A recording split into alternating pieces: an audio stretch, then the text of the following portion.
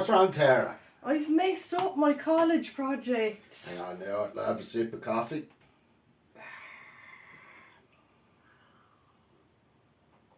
Do you see, Tara? Sometimes you have to look at life the way that a farmer does in the field. And sometimes they get everything right first time, but more often than not, it's the second one that counts. Oh. Welcome to Sophomore Albums.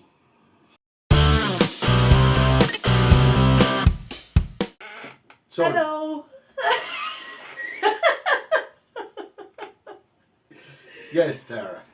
Hello everyone and welcome back. We've been on a little bit of a hiatus because I am finishing up college for the year and I have tons of assignments due. So I've been pretty wrapped up. But we are here today to do the top sophomore albums.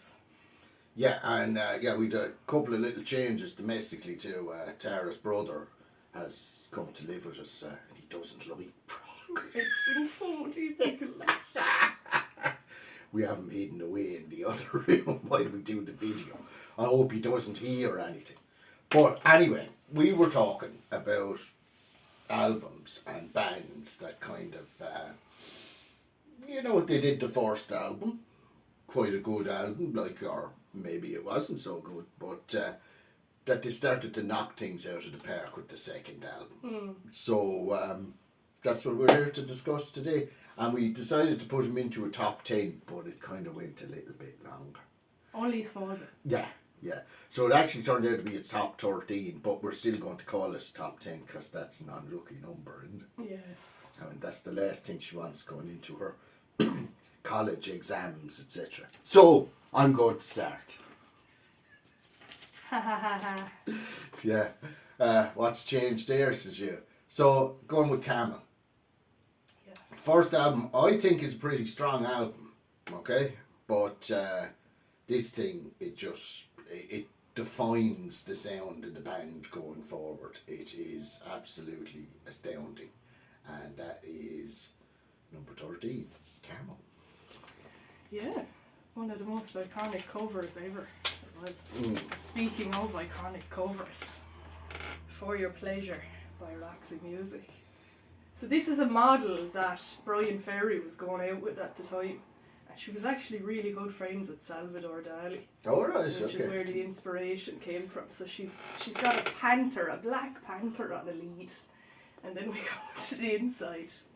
Very, very stylish looking chaps. I think Brian Eno is just a legend. Look at him, like he just doesn't care. Yeah. But this album is brilliant, and of course, in every dream home, a heartache is on it, and that is just amazing. Fantastic. Yeah, it's amazing. It's so relevant, like for the times now and the times when it was made. Yeah. So yeah. Yeah, and I think the first album was kind of it was something that it could have been seen as an oddity. Yeah. And this kind of put the formula in place for the first few albums, which they kind of later deviated away from in order to make shed loads of money for Mr. Ferry. And what's wrong with shed loads of money, you might say? Nothing, I would say, if I had one. And the next one I'm going to is Santana Abraxas. Okay, so this is that's 13, 12, this is number 11. Okay, so I always forget the numbers every time. So Santana Abraxas, first album, fabulous again, shows the kind of, the mixing of the Latin music and all sorts of things like that. But it's more kind of jam sessions. Yeah. Whereas on this, we start to find the band actually, they fall into their stride here. So fabulous album, Abraxas. So brilliant. So that's number 11. Number 10. Dream Theater, Images and Words. This is where their big hit Pull Me Under came from, which is where a lot of us were introduced to them. And it's very good. They're not quite there yet with their sound. They're still kind of finding their sound, but it's really good. And they've kind of how would you say, established their own kind of unique way of playing the music on this album. And you know, you start to kind of instantly recognise that's Dream Theater. Like without knowing who's playing, you'll hear this and you're like, that's Dream Theater. That's those guys. So yeah, they did a great job. And there is like, isn't it what you call it, Metropolis Part 1 on it, like, so the Miracle and the Sleeper, which then forms the basis of the Metropolis Part 2, which kind of really is where they come into their being. So yeah, I think the groundwork had been done on that album. So the next one, kind of a personal favourite of mine, of course, have to come in here every time, is Chicago. So the second Chicago album, absolutely amazing album. I noticed a lot of people give a load of love to the first album. Absolutely agree, it's a fabulous album, but it's almost like a different band to this. On this one, things are a bit tighter, they're a bit more of a band, the arrangements are different, and it kind of forms the formula of what they would do for the next few albums, like, you know. Fantastic album, love it to bits, and it really is that kind of formula for everything to move forward with this thing. So yeah, Chicago's second album. It's quite frightening when he has Chicago on in the front room and you can hear it playing and you're like, oh God, should I go in and say hello to him or not, because he could be in here, like, could be gone mad. Yeah, I love it. I love the way, like, they can play chords with this kind of brass arrangement, and they're real odd chords, and then there's kind of it sounds real free flowing, and you know all of this is kind of really he's usually sitting there like this. Isn't that brilliant, isn't it? Isn't that great, isn't it? Stop it, will you? Here, go on, there's the next one. Led Zeppelin 2. What a really hard rocking album to come out with. And their first album, I mean, I love their first album, I think it's brilliant, but they really came into themselves on this one and they started to experiment more, and it's just so good and totally iconic, like, absolutely. And what year was it again? 69. 69. It was in our top albums of 1969 video. To come out with something like that in 1969 is just incredible. Yeah. Seriously talented guys. Yeah, they've really stretched out the format. The first album was just kind of, there's a lot of blues covers and things like that, and on this then we're starting to get that kind of pastoral feel. We've got kind of references to Lord of the Rings and things in the lyrics and that, so it's starting to kind of go to where they would go with the next few albums. So Zeppelin 3 we go completely pastoral, and then Zeppelin 4 we kind of pull everything kind of together, and then you go into Houses of the Holy, and again you're in with all this imagery and stuff that's just, crazy stuff.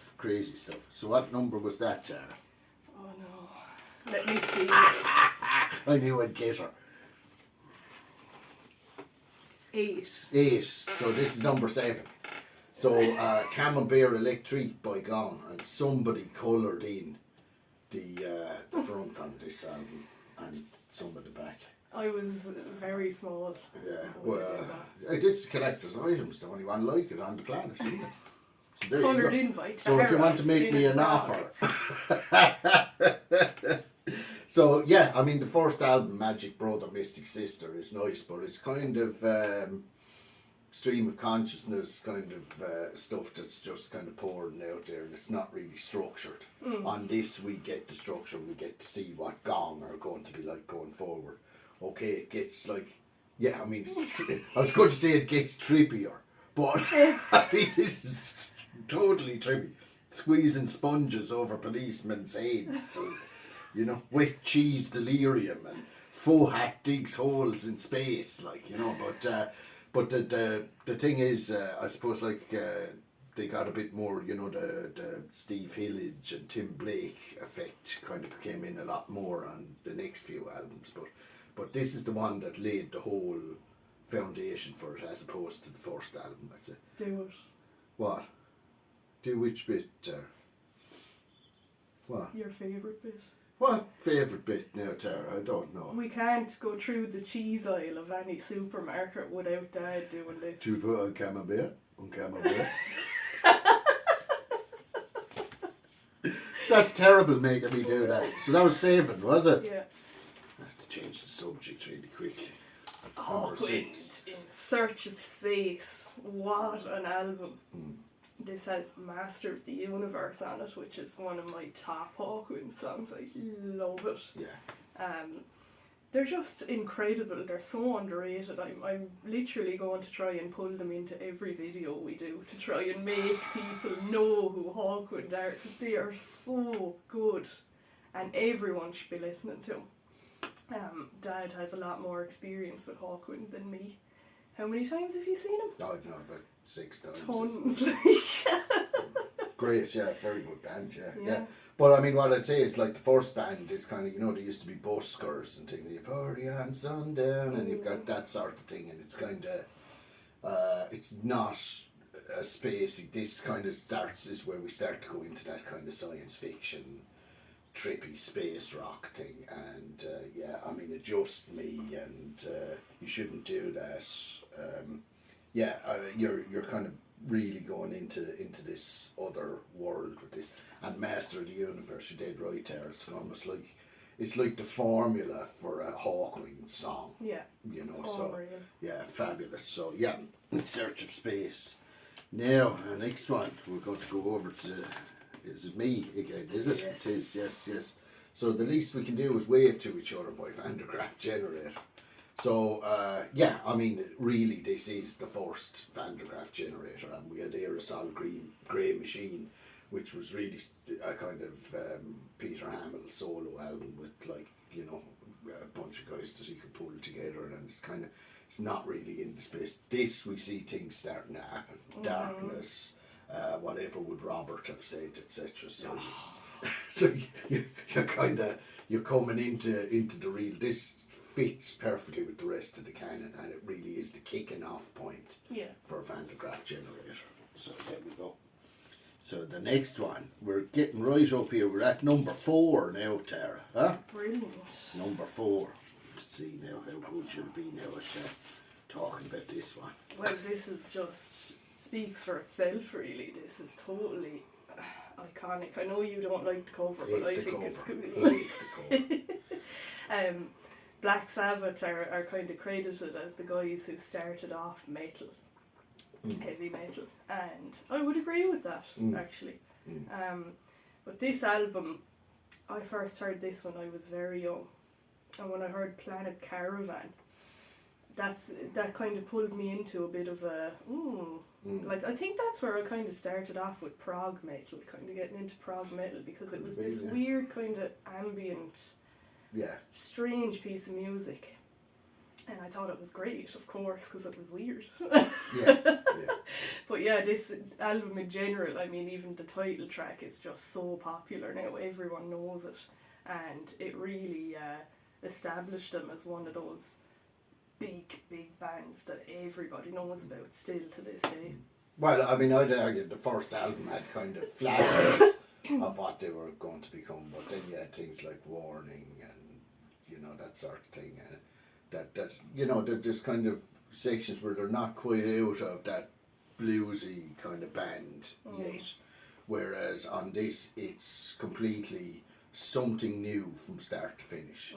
I mean, I remember when I first heard this album, just being blown away by it, but I can't begin to imagine what it must have been like in 1970 to put this thing on and hear what comes out of the speakers with it. I mean, that album to this day sounds totally fresh and could have been recorded yesterday, and if it was, it would still be an iconic hit album. Yeah, and it's actually been brought back into popularity because there's a film on Netflix that was released a few years ago. I think it's called Lords of Metal or something, and it shows these teenagers in high school making a band, and they start playing War Pigs together. And War Pigs is played so much in the film, and it led loads of new people to discover the band, people around my age and younger than me, which is fantastic. No, it's brilliant. So we're down to the top three Sophomore albums of all time, in our opinion, by the way. So just in case you want to attack me. Yeah, because that seems to happen. All these things, no, it doesn't. It doesn't happen that much. We do get an awful lot of love, but yeah, I mean, it's just our opinion. We all hear things differently. Top three Sophomore albums. Wouldn't be complete without Stand Up by Jethro Tull, and we have the wonderful version with the standing up version of the band in there. Do you know what I love? What? Is the picture on the back where they have little gnome bugs. I've just been traumatised. I've been looking at that all my life. I'm never going to see it the same way again. But yeah, I mean, this is just amazing. I mean, the complete, 180 from the kind of bluesy band that are on the first album. I know we have a personnel change in what's his name, Martin Bear coming into the band, which made a huge difference in my view. Massive. Bring back Martin. Yeah. Sorry, Ian, but like you need Martin in there. Yeah, right from the off, A New Day Yesterday, you've got a bit of that kind of rocky bluesy feel to it still, but it's kind of really changed. We've got the complete feel of the folky side of things, the pastoral kind of countrified side. It's we've got is Mayday upon us, is it coming up? Yeah, so you get that feeling of the village fate, like the band playing, which is really unusual for a rock band. And I mean, this was just a completely new way to go, and it set the standard for what they do from then on, basically. So yeah, very important album, I think. Yeah. So that's number 3. Oh, Tara, you get number 2. The most iconic Sophomore albums of all time. Oh my God, it's Days of Future Past. The Moody Blues, I always say it, they were total proto-prog, like. This album is wonderful, so wonderful. It's like you get transported back to your childhood when you listen to it, because it's so cinematic, the music. Like, they have this, is it the London Symphony Orchestra? Yeah, apparently they weren't a real orchestra at all. Just someone that cobbled together for it and came up with a name, the London Festival Orchestra. Yeah, it's just gorgeous. Like, it's like a Disney film or something that you're listening to the soundtrack to, but it's so unique. And of course they had their big hit, Nights in White Satin, which was ripped off by King Crimson for Epitaph. But Stop that now. the Mellotron sound was wrong. Yeah, unfortunately we lost Mike Pinder just recently. Mike Pinder's death was very hard hitting here, because we absolutely adore what he did. Well, I mean, we're going to have a video coming up on 1967. Very important year in music.